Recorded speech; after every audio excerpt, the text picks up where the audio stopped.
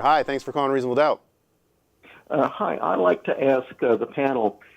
JD said that there was a lot of improvement in the holding cells, and people are out on bond and that kind of thing. Is there a risk of things? Can you hear me? I think I'm breaking up. No, we can hear you. Okay.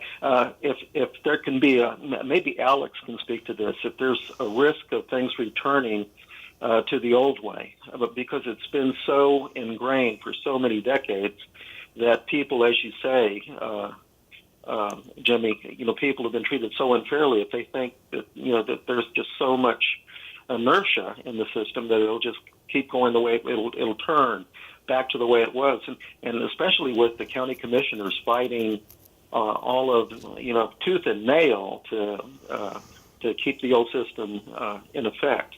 Can you speak to that? Sure, thanks. Great question.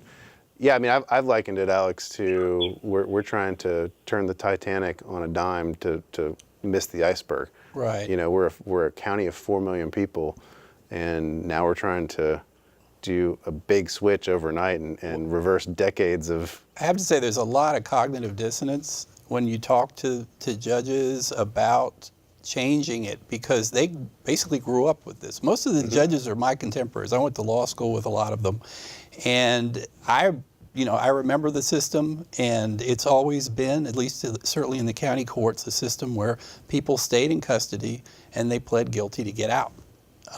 And that is unusual throughout the country. We incarcerate a lot of misdemeanor defendants, and that's what Judge Rosenthal found. It was like 40%. We incarcerate, and they get out by pleading guilty. And we don't notice it because they don't stay in that long, because they'll get time served. But now they've got convictions, and now they're stuck in the system, and next time it's worse.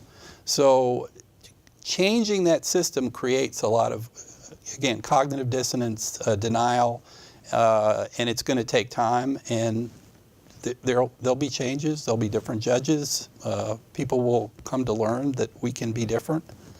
So I think I'm optimistic. I think things will get better. I think culturally the reforms we're putting in place will do that, but we have to fight hard. Yeah. We can't give up.